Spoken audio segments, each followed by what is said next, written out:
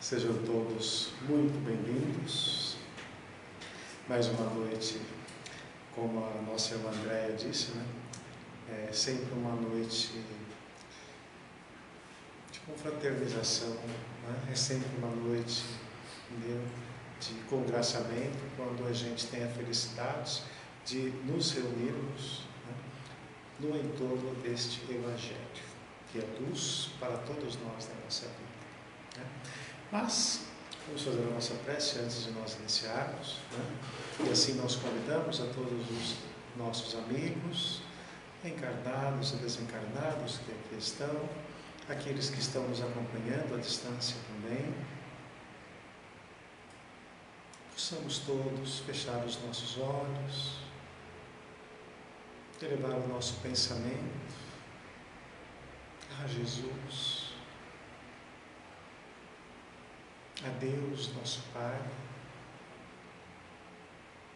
e a quem rogamos que possam nos favorecer com o entendimento daquilo que o Senhor nos envia como oportunidades de aprendizado, de reflexão para a nossa vida. Aqui estamos, Senhor Jesus, tendo por luz divina que nos banha a alma, o vosso Evangelho desses pouco mais de 2000 anos. E ansiosos nos fazemos de poder compreendê-lo na sua essência. E na certeza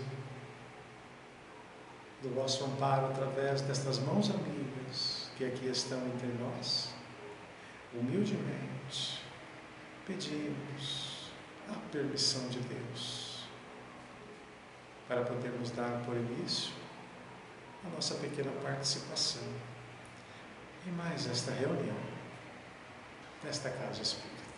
Que assim seja.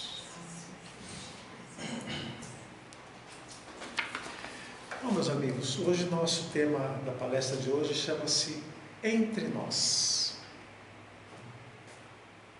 É interessante que nós estamos já há todo esse tempo convivendo uns com os outros, Desde que nós nascemos, nós estamos sempre interagindo com alguém, A primeira interação imediata que nós temos, é a com a nossa mãe. Na sequência, nossos pais, nosso pai, nossos irmãos, nossa família. E assim, ao longo da vida, nós vamos ampliando o leque de interações naturais que nós fazemos, independentemente de qualquer ato provocativo. Mas hoje nós queremos falar de uma outra interação. Nós somos espíritas. Antes até de sermos espíritas, somos espiritualistas. Ou seja, nesta condição de espiritualistas, nós acreditamos que existe algo além da matéria. Que a vida não se resume apenas no aspecto físico, no aspecto perceptível, sensível a nós. Ou seja, nós temos uma crença no algo além da vida material, do aspecto material propriamente dito. Então, todo materialista, ele tem esta consciência, ele parte desta consciência. Ele sabe que a morte não é o fim. Ele sabe que além da morte alguma coisa existe. Pode ser que ele não saiba ele não tenha toda uma clareza do que de fato é este algo além da matéria. E é nesse sentido que nós, enquanto espiritualistas, também nos fazemos espírita. Por quê? Porque é através do espiritismo que nós vamos buscar, perseguir a compreensão exata do que é este algo além da matéria, o que é este algo além da vida física. Então, enquanto espíritas, nós não apenas acreditamos que a morte não é o fim, como também acreditamos que o berço não é o início. Ou seja, antes de nós nascermos, nós já existíamos. Enquanto espíritas, nós não apenas acreditamos que nós já existíamos, mas nós também acreditamos que nós já tivemos outras vidas. Ou seja, nós acreditamos nas encarnações anteriores. Enquanto espíritas, nós também acreditamos que depois dessa existência, nós ainda teremos outras existências mais. Enquanto espíritas, nós também acreditamos que a Terra não é o único planeta deste universo, que ela é apenas uma morada a mais, dentre as incontáveis que nos circundam e do qual nós também fazemos parte, desses astros, que estão aí não apenas para brilhantar os nossos olhos, mas com uma destinação. Porque enquanto espíritas, nós acreditamos que existe um Criador. Este Criador foi definido pelos espíritos como sendo a inteligência suprema e a causa primária de todas as coisas. E como essa é uma definição que por vezes pode parecer tão complexa, Jesus sintetizou dizendo que Ele é o nosso Pai. Então nós acreditamos nessa origem divina. E se nós temos um Pai, se nós temos esta origem, todos nós carregamos o legado que é inerente a esta origem. Então todos nós nascemos bons. Todos nós nascemos belos. Todos nós carregamos em plano menor tudo aquilo que é inerente a este Criador, que Ele apenas é supremo em relação a todas estas coisas. Então é muito importante que a gente tenha essa consciência do que é ser espírita, porque enquanto espírita, nós também acreditamos que aqueles que um dia viveram e hoje estão, depois da morte, como a gente fala, depois da morte, eles continuam vivos. E nós continuamos interagindo com eles. E aí nós chegamos no ponto inicial da nossa participação para dizer que estes todos estão entre nós.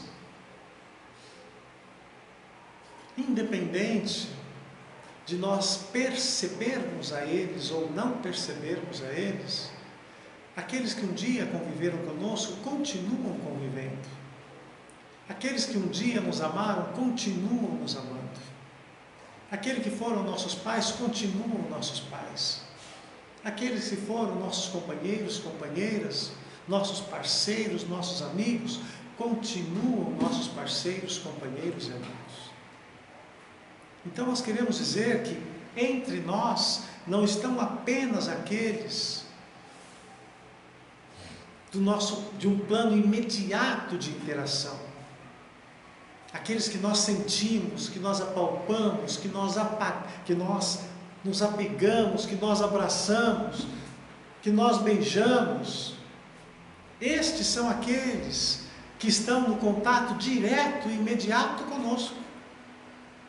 Mas enquanto espíritas, nós não podemos esquecer aqueles outros que, embora não detendo mais um corpo físico, continuam tão vivos quanto antes.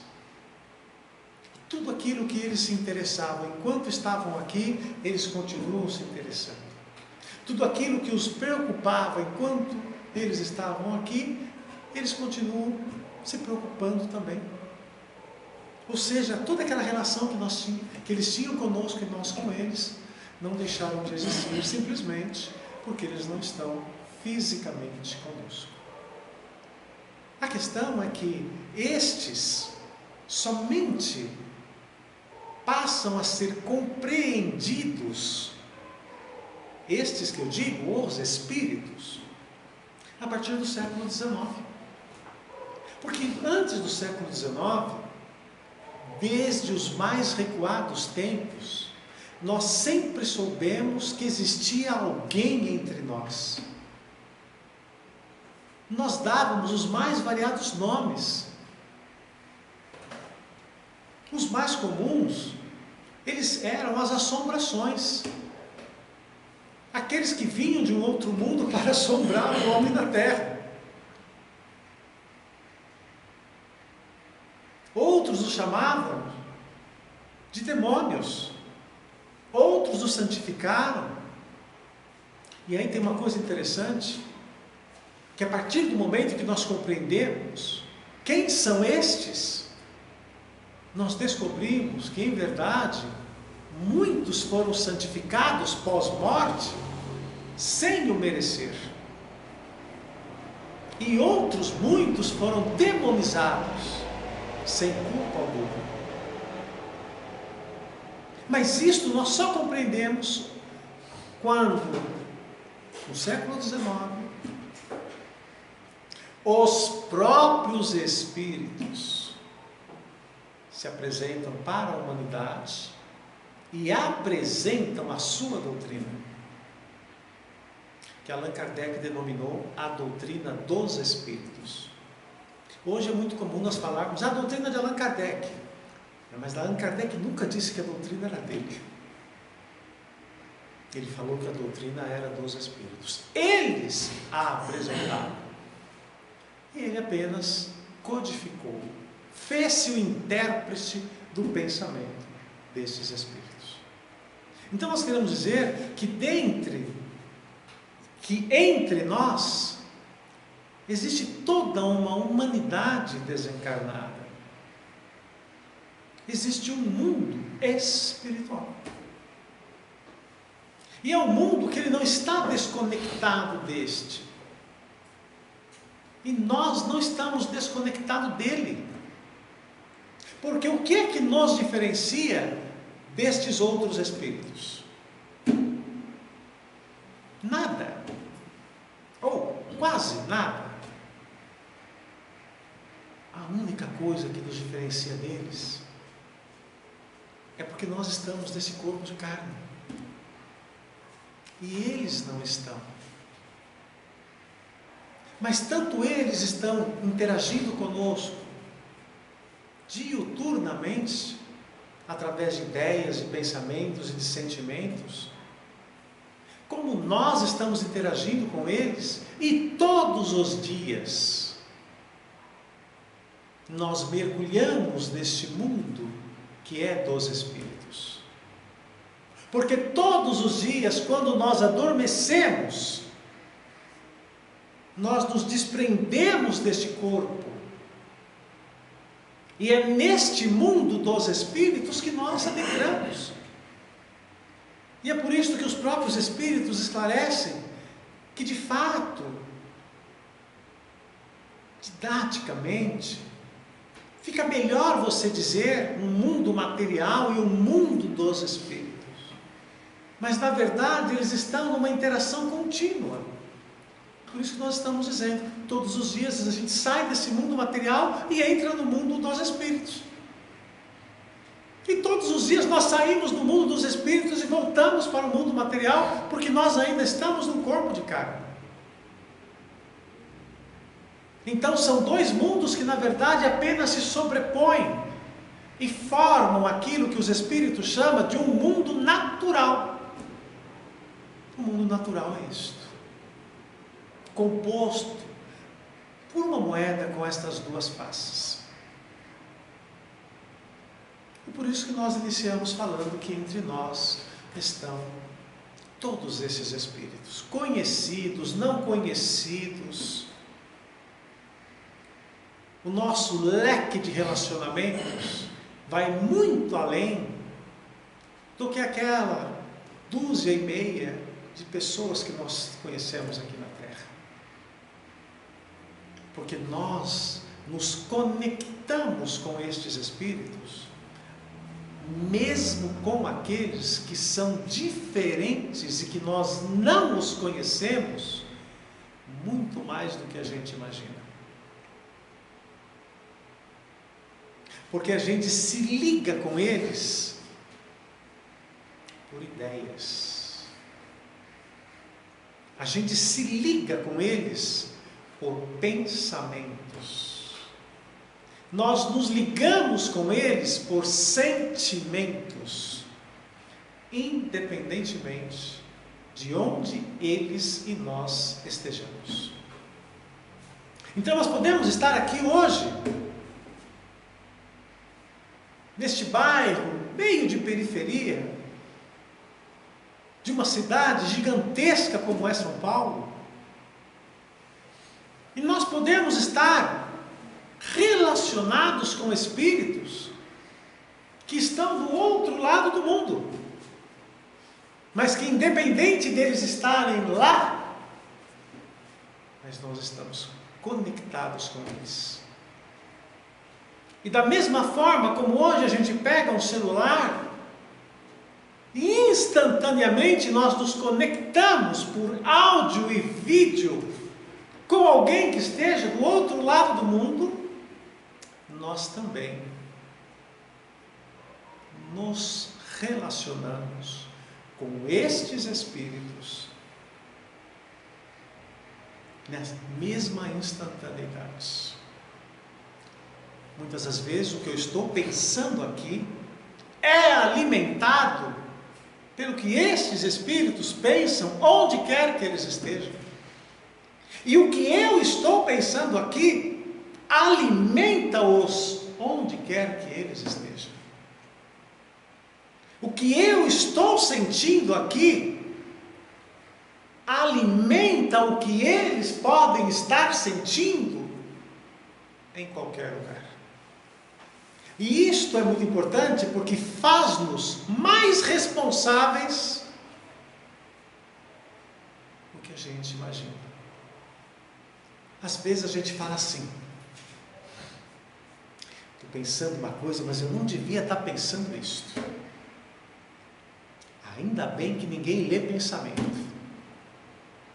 Doce ilusão, meus amigos. Os espíritos leem. Às vezes nós queremos enganar os outros em relação àquilo que a gente sente. Então, a gente aparece uma coisa para o mundo, mas na verdade a gente sente outra coisa. E a gente se satisfaz em acreditar que ainda bem que ninguém sabe o que eu sinto. Outra doce ilusão. Por quê? Porque os espíritos sabem o que nós sentimos. E nós nos ligamos a eles involuntariamente. Quantos casos, meus amigos, de suicídios que são alimentados a partir dessa rede oculta de bastidores, mas são alimentados porque o pensamento de pesar, de descrença, de desânimo, de depressão, não é de um. Às vezes, este está relacionado com incontáveis outros que estão pensando e sentindo a mesma coisa.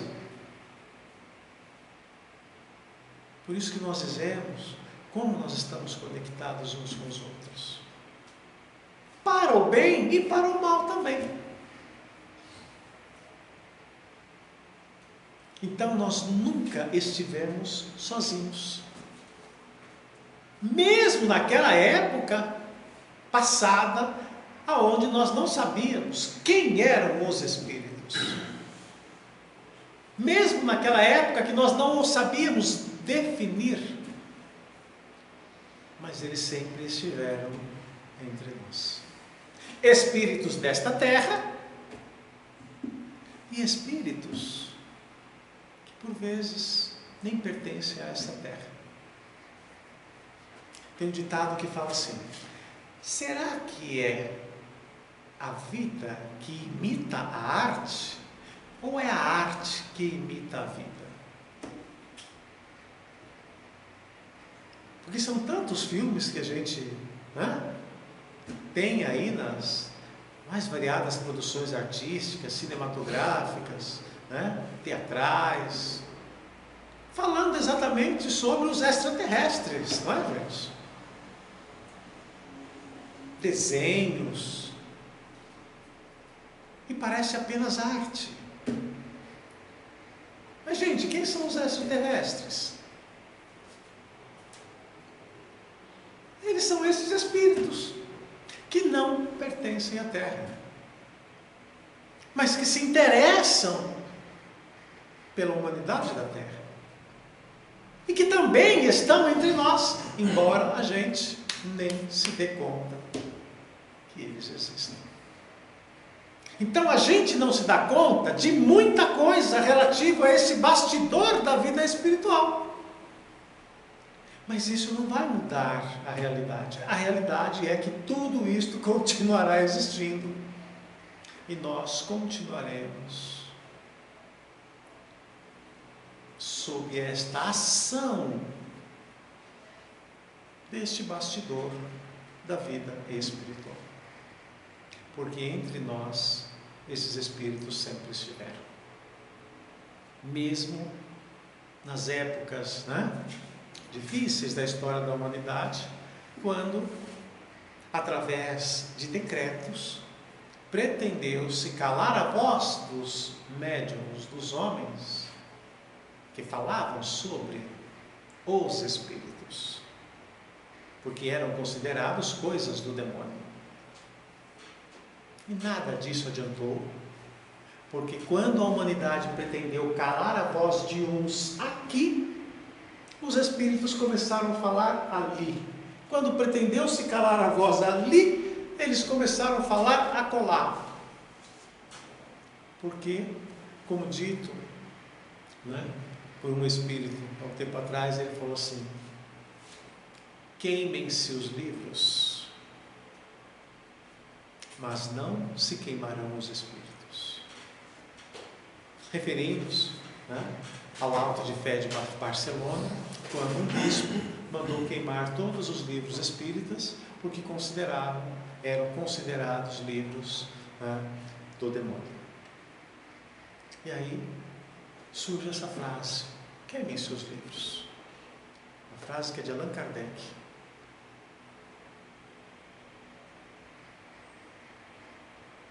Queimem seus livros, mas não se queimarão os espíritos. Kardec adotou esta frase quando ele ficou inconformado, porque ele havia enviado aquelas obras para a Espanha, para os espíritas que surgiam ali nas terras espanholas. E o bispo, quando ficou sabendo disso, mandou apreender todas aquelas obras e mandou queimar em praça pública. E aí Kardec ficou tão inconformado com isso, e aí ele provoca os espíritos amigos sobre isso, e os espíritos, muito tranquilamente, diziam para ele: queimem seus livros, mas não se queimarão os espíritos. E por trás de um ato como este, melhor divulgação não haveria. Por que, gente? Porque é aquela história, Nossa, por que será que está queimando todos esses livros aí? O que será que tem aí? Então, ao invés de você abafar, você fez uma divulgação que você nunca imaginou que iria acontecer. Então, na vida, meus amigos, a vida é assim. Esses espíritos sempre estiveram e continuam junto a nós. E o maior de todos, que um dia esteve junto a nós e ainda continua entre nós, é nosso Senhor Jesus Cristo. Fez-se até em carne para nos mostrar o caminho. E durante os seus 33 anos de vida, distribuiu fartamente o alimento do corpo e o alimento do espírito, e principalmente o alimento do espírito, para aquelas almas famintas, abandonadas, e que almejavam, elas queriam acreditar em algo que não fosse aquilo que as religiões lhes apresentavam naquele momento. E como todas as profecias anteriores diziam da vinda do Messias, o Salvador da humanidade, considerando-se por humanidade, né, o povo de Israel, era o que as profecias asseguravam. Era eles viam em Jesus não apenas um profeta, porque profetas eram aqueles, não eram apenas aqueles que distribuíam os milagres. Profetas eram aqueles que pregavam e eram reconhecidos pela verdade que falavam das Escrituras Sagradas. Então Jesus, por tudo aquilo que fazia, era reconhecido pelo povo como profeta, como o Messias esperado. Mas tem uma passagem muito interessante que fala sobre dois discípulos de Jesus que estavam, vinham de Jerusalém com destino a um vilarejo chamado Emaús. Era uma estrada que ligava, estrada de Jerusalém a Emaús. E esses dois discípulos iam caminhando. Faziam 3 dias que Jesus havia sido crucificado. E eles iam em direção a Emaús, conversando entre si, tristes, pesarosos, porque eles acreditavam que realmente aquele crucificado era o Messias. Mas quando ele foi crucificado, eles começaram a desacreditar, porque o que eles pensavam? Se ele era o Salvador, ele não seria crucificado, porque ele era o libertador. Mas nesse converser, em dado momento junta-se a ele um homem e pergunta para eles sobre quem falavam. E eles dizem: falamos sobre o que aconteceu agora, referindo-se, alguns dias atrás, em Jerusalém, onde o Messias havia sido crucificado, e ele estava muito triste com isto, e aquele estranho para eles começa a falar das Escrituras, e ele vai explicando as Escrituras para aqueles dois discípulos de Jesus, até que eles chegam aonde era o destino deles, e aquele homem diz que iria prosseguir, mas eles pedem que ele fique, porque a sua palavra estava os alimentando tanto, e já começava a escurecer, e eles o convidam para pernoitar com ele. E aquele homem aceita. E diz o Evangelho de Lucas, que isso está retratado no Evangelho do evangelista Lucas, que na hora de comer, aquele homem lembra aos discípulos que era necessário agradecer ao Pai, e que pedissem a bênção por aquele alimento.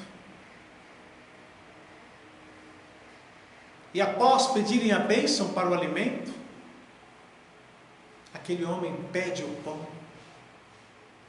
e quando ele reparte o pão e distribui a eles, eles reconhecem que aquele homem era Jesus.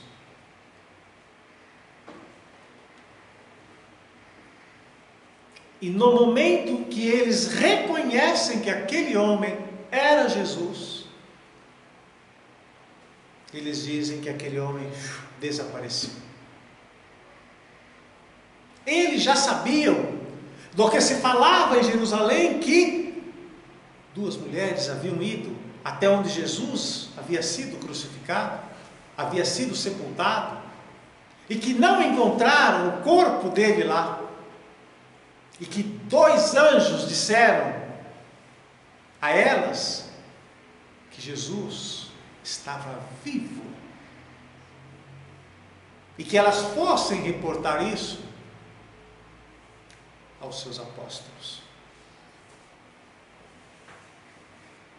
Vejam, gente, às vezes nós imaginamos que Jesus está lá do outro lado do mundo. Imagina que Jesus vai ficar aqui, né, nessa humanidade aqui da terra. Ele vai ficar lá no palácio dele, lá no trono dele, lá. Essa é a visão que nós temos de Jesus. Nós ainda temos uma visão de Jesus de um ser inatingível. E lembremos que esse mesmo Jesus, tempos depois, de novo, quando Saulo de Tarso ia em busca de Ananias para prendê-lo, e Saulo era um dos grandes perseguidores dos cristãos daquela época, quem que se apresenta na frente do cavalo branco de Saulo? Não era branco não, tá, gente? Só brincando. Apenas para dizer para vocês que Saulo ia em busca de Ananias, e eis que Jesus se apresenta a ele. Ele cai do cavalo, fica cego com aquela luz resplandecente, e ele pergunta: quem és tu? E ele diz: eu sou o Cristo a quem tu persegues. E esta frase foi dita com tanta intensidade, que naquele momento Saulo sentiu que tudo o que ele havia feito, o que ele fazia, ele estava adormecido. Foi a hora em que ele acorda com esse chamado de Jesus,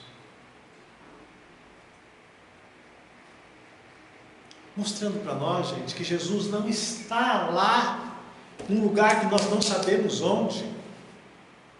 Ele está aqui entre nós, e quem sabe nós estamos cruzando o caminho com Ele e não o reconhecemos, da mesma forma que aqueles 2 discípulos não o reconheceram quando encontraram com Ele na estrada para Emaús. E tem uma história fantástica, não é história, mas história, que ela é retratada pelo nosso irmão Eurípides Barçanufo.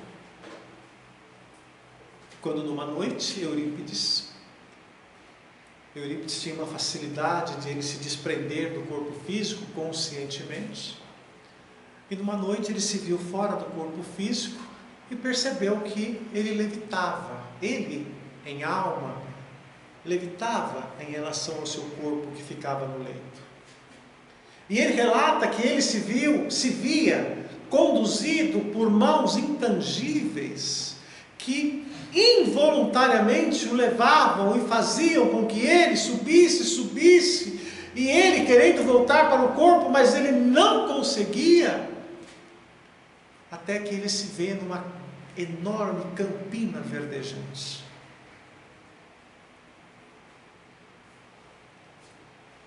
Ao longe ele avista um homem, e ele se viu sendo atraído na direção daquele homem. E quando ele chega a uma determinada distância, e aí ele percebe que algo o impedia de prosseguir, como que ele só pudesse ir até aquela distância, e ele olha, e ele reconhece Jesus.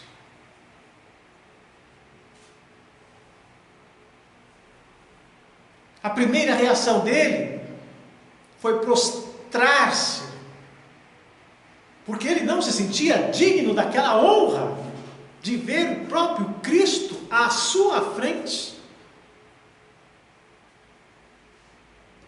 E aí ele fala que, em dado momento, ele se encheu de coragem. E ao invés de chorar, ele levanta os olhos e resolve. Ele lembrou-se de todos aqueles que aqui na terra não acreditavam em Jesus, ou negavam. E ele viu que Jesus chorava.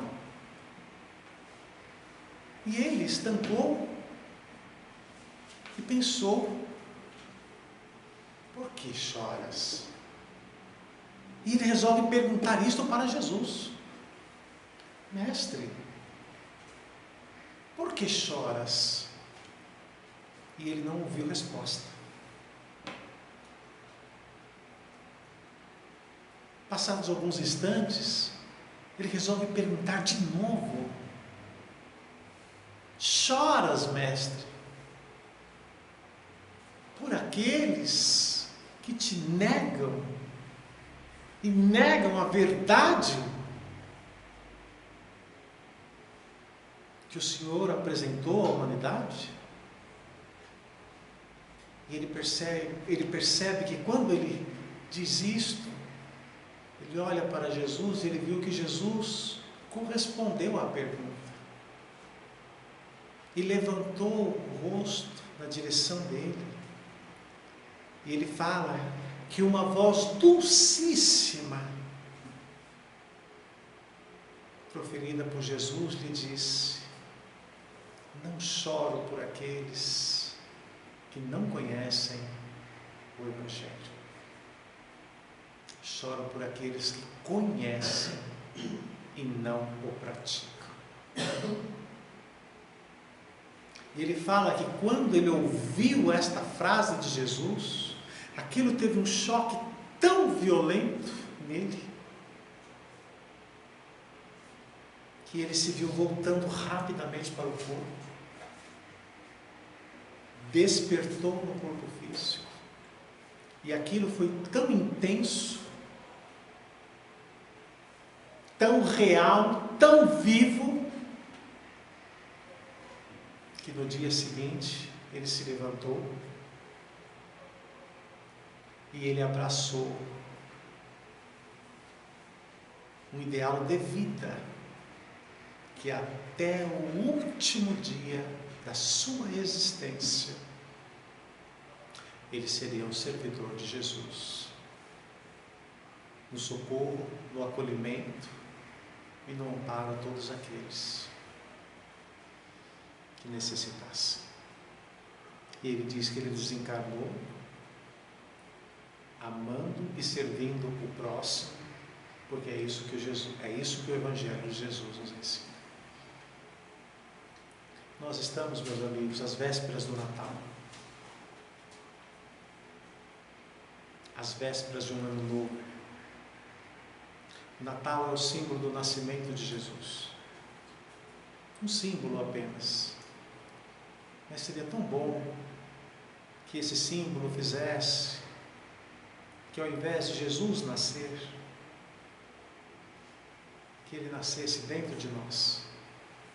E assim como nessas duas histórias que nós contamos, foram histórias que converteram aqueles irmãos em servidores, nós também possamos nos converter em servidores. Porque Jesus não pede de nós nada além de que nós possamos fazer pelos outros apenas um pouquinho daquilo que o Pai generosamente distribui para nós. Que nós possamos fazer como Eurípides Barçanufo relata nessa história, realmente permitir que essas palavras de Jesus estejam sempre vivas na nossa mente. Que Ele não chora por aqueles que não o conhecem, mas sim por aqueles que conhecem o seu Evangelho, mas não o praticam. A gente acredita, meus amigos, que todos conhecem Jesus, mas não é verdade. Existem milhões de encarnados e desencarnados que não conhecem Jesus. O cristianismo, para o qual o Cristo é a referência central, é a terceira doutrina no rol das maiores que existem. Então, nós estamos dizendo que existem uma infinidade de pessoas que realmente não sabem quem é Jesus. E se existem encarnados nesta condição, existem desencarnados nesta condição. E aí entra o nosso papel. Porque toda vez que por nossos atos e por nossas ações nós retratamos o que Jesus ensina no seu Evangelho, nós estamos nos comunicando com todos estes que não são cristãos, mas que entendem a linguagem do amor. Então o outro não precisa ser cristão como eu para se beneficiar do que o cristianismo ensina. Porque quando ele se conecta comigo por acreditar naquilo que ele vê em mim, ele está se beneficiando por aquilo que o cristianismo ensina. E é isto que Jesus espera de todos nós. Que a maior pregação que a gente possa fazer dentro do cristianismo seja a pregação através dos nossos atos e das nossas ações. Porque os nossos atos e as nossas ações arrastam multidões, como Jesus arrastava multidões quando ele estava aqui na terra. Então, o maior benefício que nós podemos fazer para nós e para a doutrina espírita e para o cristianismo é que através dos nossos atos nós possamos, onde quer que nós estejamos, sempre darmos um testemunho digno e à altura do que se espera de um verdadeiro cristão. Por isso Jesus dizia ao nosso irmão Eurípides Barçanufo que ele não chorava por quem não conhecia o seu Evangelho, mas sim por aqueles que conheciam e não praticavam. Esta é a melhor data que nós temos para lembrar desta passagem e permitir que Jesus renasça dentro de nós a partir dos nossos atos e das nossas ações. E que o ano novo que está por vir não seja apenas um ano novo que passa das 24 horas do dia 31 para o primeiro minuto do dia 1º de janeiro, mas seja um renascer, um começo de uma nova vida dentro de cada um de nós. Então, entre nós, os Espíritos sempre estiveram, mas entre nós, o Cristo sempre esteve, seguindo à frente, para nos servir de guia e de modelo. Que Jesus nos abençoe a todos. Vamos fazer o nosso encerramento. E assim nós convidamos os nossos irmãos e amigos, encarnados e desencarnados, para voltar o nosso pensamento a Deus, a quem nos dirigimos, Senhor, através daquela prece que Jesus nos ensinou, para louvar pedir e agradecer. E assim dizemos: Pai nosso, que estais nos céus e em toda parte, santificado seja o vosso nome. Venha a nós o vosso reino, seja feita a vossa vontade, assim na terra como nos céus. O pão nosso de cada dia nos dai hoje e sempre, Senhor. Perdoe as nossas dívidas, assim como nós perdoarmos aos nossos devedores. Não nos deixe, Senhor, cairmos em novas tentações, cuja maior delas é estarmos afastados de Ti e dos Teus ensinamentos. E através desta prece, em nome de Jesus, nós humildemente agradecemos a Deus e pedimos a Ele a permissão para podermos dar por termo nossa pequena participação na reunião de mais esta quinta-feira. Que assim seja. E assim, meus amigos e meus irmãos, uma boa noite a todos. Que Jesus possa abençoá-los no retorno aos seus lares e aqueles que estão nos seus lares. Que Jesus também possa abençoar a todos, envolvendo a todos os ambientes, a todos os familiares que aí estão, sob a sua luz divina. Uma boa noite a todos e até a próxima oportunidade. Que assim seja.